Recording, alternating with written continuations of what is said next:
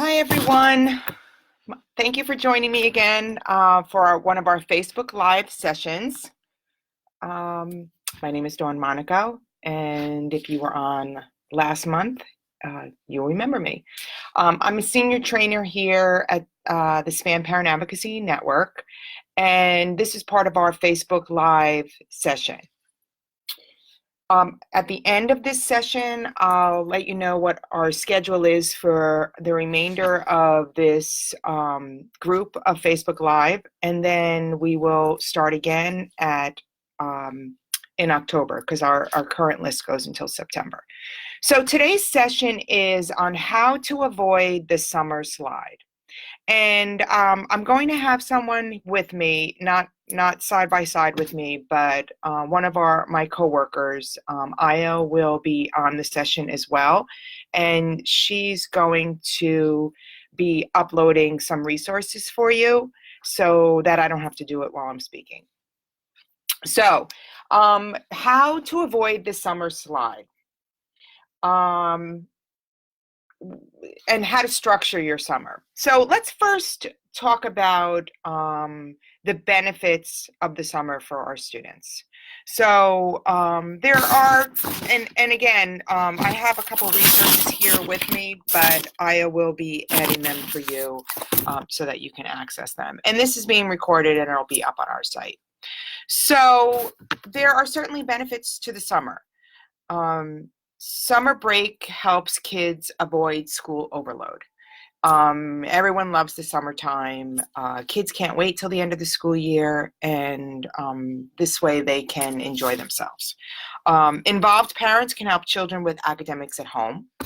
And regression, and I'm sorry, so those are some of the benefits of summer. More relaxed, more enjoyable, warm weather, we go on vacations, so summer's great.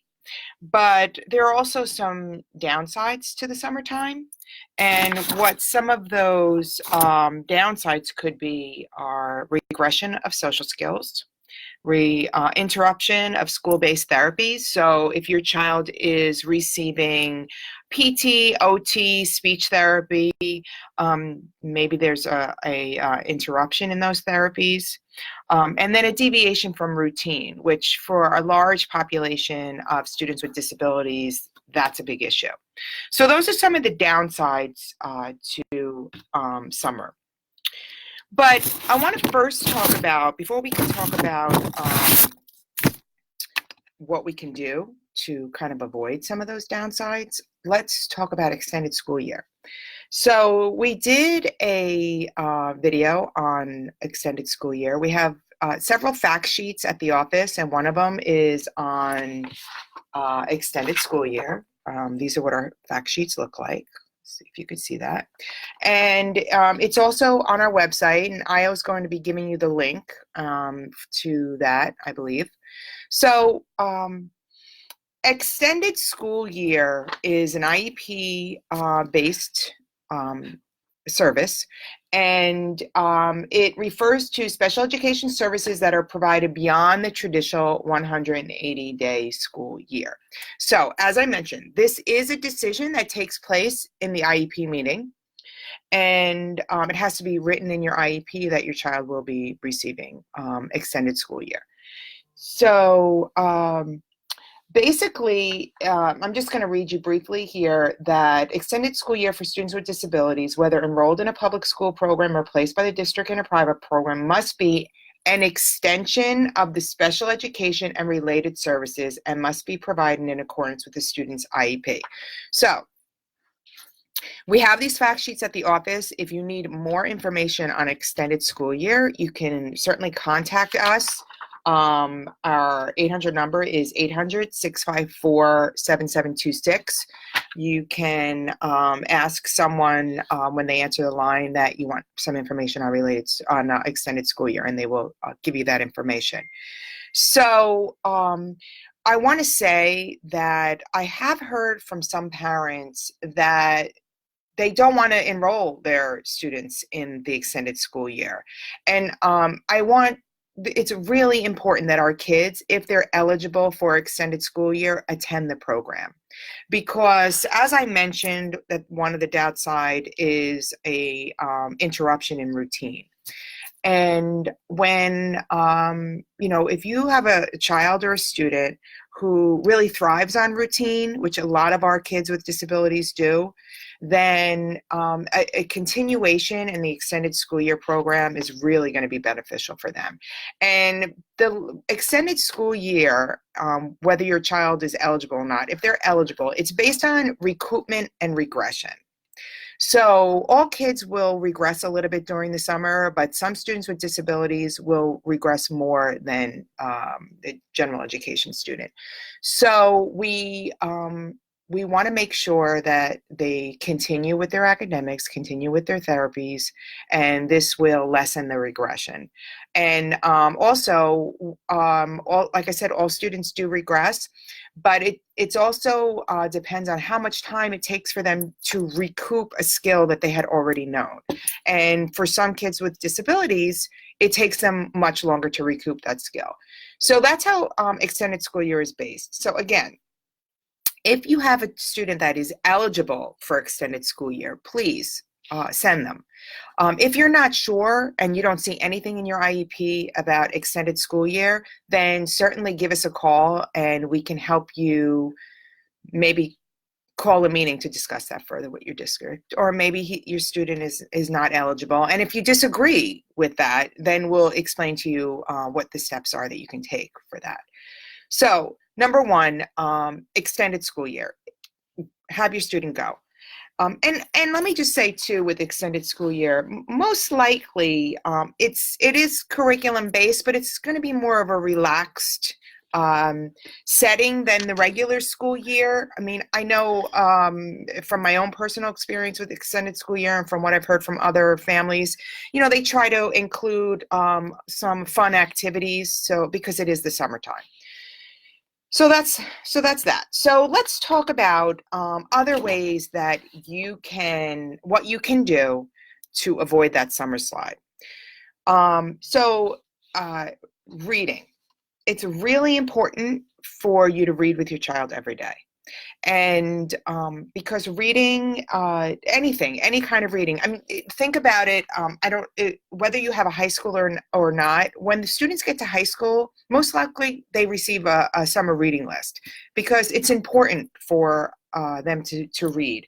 And just like playing a sport, if your child are batting and practicing batting every single day, they're going to get better at batting and hitting a ball.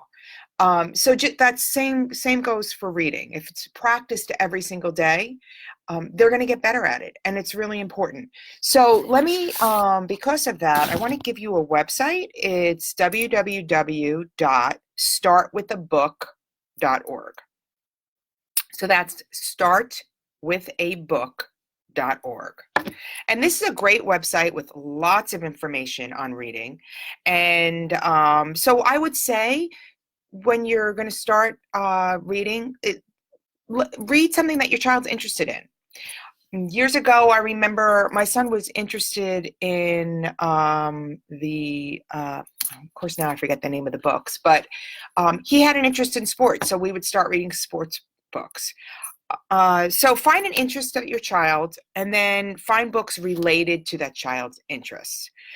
And then just pick a time. So this goes along with the whole routine and the structure. Pick a time every day that you're going to sit together and they're going to read to you or you're going to read to them based on their ability. And then it'll be expected and it'll be part of their summer routine. So that's really important. I mean, and you can, set a timer if that's what they need for, start off with 10 minutes and then maybe work up to 20 minutes a day. Or if you want to just do it every other day, whatever works for you and your family, but it's important to do that. So cook with your child. So this is a best way to integrate lots of different curriculum skills: reading, math, following directions, and it's fun. And then there's an end product. So if you're going to cook muffins, at the end of that, you get to sit and have muffins with your child. And I want to just say also that I get that we're all very busy. A lot of parents work, so it's not, you have to make time for this. So certainly I'm not telling you to cook every single day with them, but maybe that could be a treat on a Sunday afternoon. Or if you go on vacation, if you have a vacation scheduled, then that's something that, you could do during vacation. And then, you can work together maybe with your child on what some of their favorite recipes are. Make a little recipe book. So you can, every time you cook something with your child, print out the recipe, put it in a little binder, and that binder are the recipes that they made with you. So it's just something, cute, and you can integrate learning, and they don't even realize they're learning. So, okay, sorry about that. My computer did a little flippy thing. Okay, so another way, everybody is environmentally conscious right now, and the summer is the best time to plant a garden. Again, this will integrate some curriculum, whether you're going to measure how far apart the vegetables and the flower garden, whatever it is. If you're going to plant tomatoes, maybe put a little, and you don't even have to have a piece of property for that. You can put that in a window, and maybe herbs or tomatoes, and stick it in your window. So this is a great way to build responsibility, because they can be responsible for watering the plants and then watching the plants grow. And they could even take a picture of it and show it to their teacher when they go back to school. So that's a great way to structure it. And there could be a list on the refrigerator, a calendar on when they need to water, so they can follow the calendar. Take a field trip to a museum or a zoo or a local park, and they can keep a journal about their travels. And then they can, a lot of times teachers will ask the students what they did over the summer, so they can bring that journal to school and talk about that. Learn a new word every week. So this is also a great way to integrate that into reading, and keep a book when they read a book.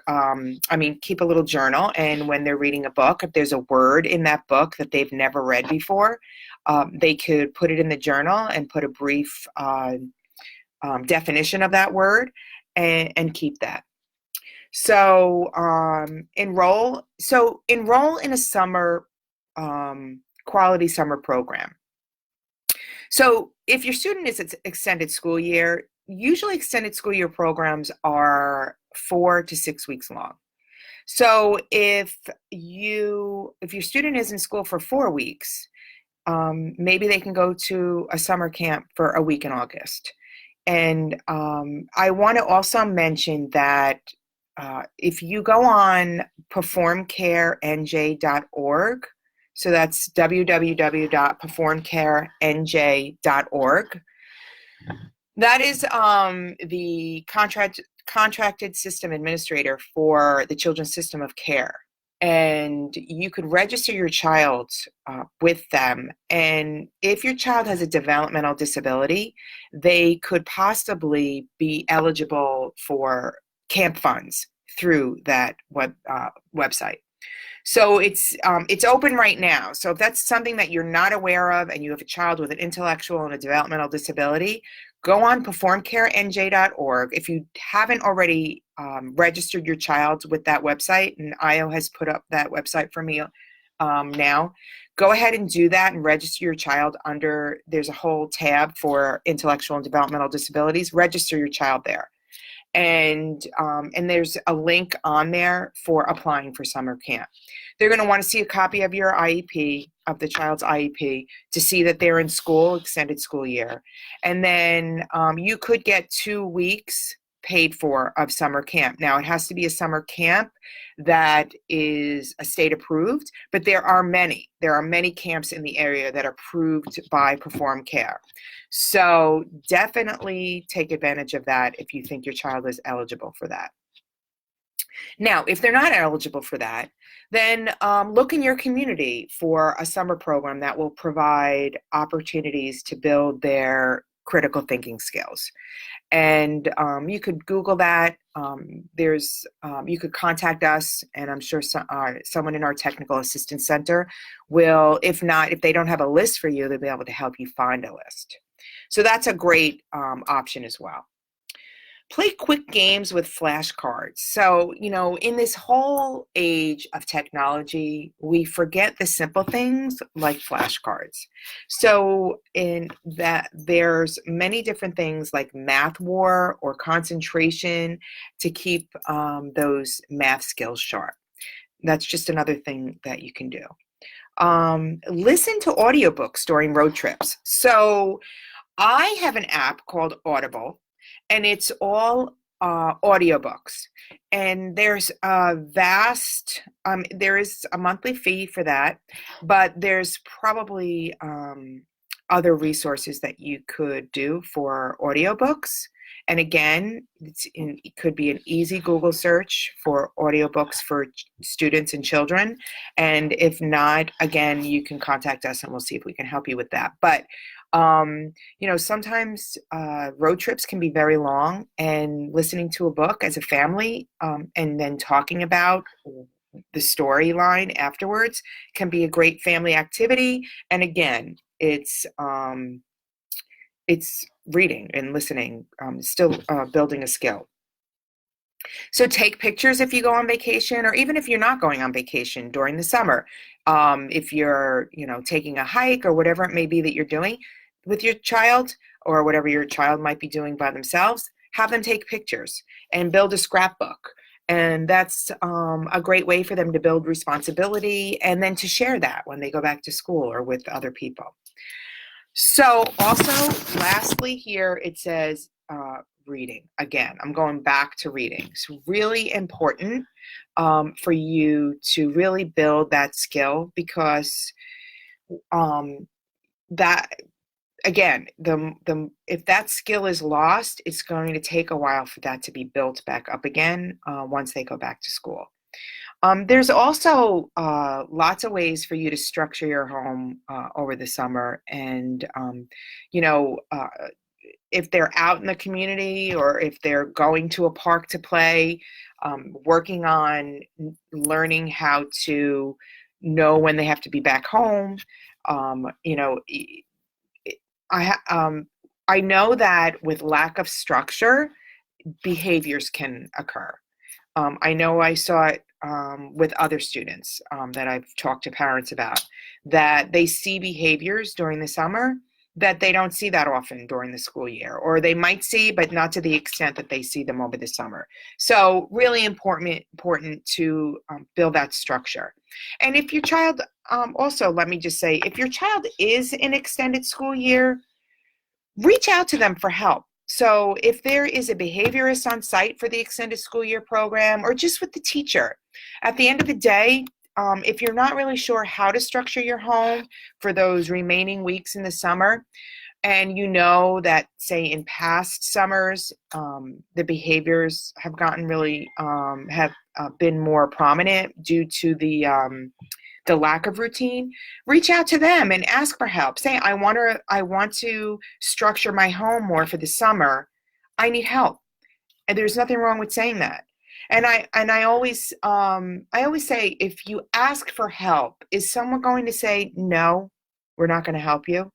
I guess there's a chance they could say that, but it's always better to ask and see what the answer is. So that is what I have now for our summer slide discussion. Again, be sure to check out your student's IEP to see if extended school year is written in there. And if it's not, and if you believe that that's something that should be, you should be writing a letter to your case manager and calling a meeting to discuss that further.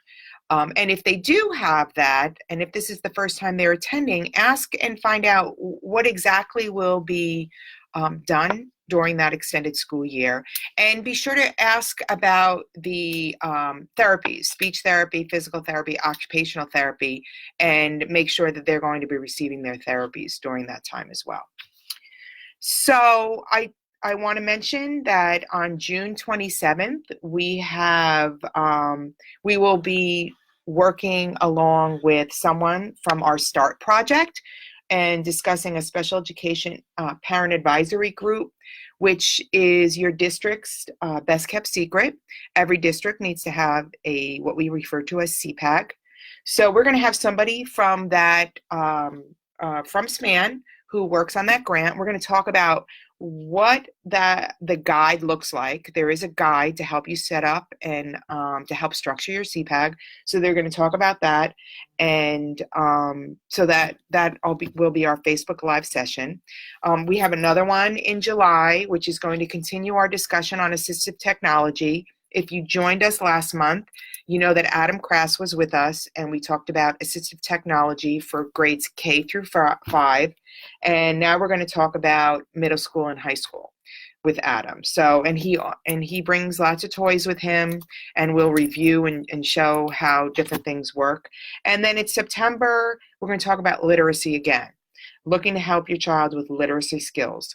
So to start off the school year. And then we're going to have a whole new session after that. Certainly, if you have some suggestions or something that you would like to see us do on Facebook Live, stick it in the chat box there, and we will and we'll look at that, and we'll put that in our schedule. So thank you for joining me on my solo Facebook session, and I appreciate you joining, and I hope you found this helpful, and we will be back next month with our next one. So have a great day and a great weekend, everyone.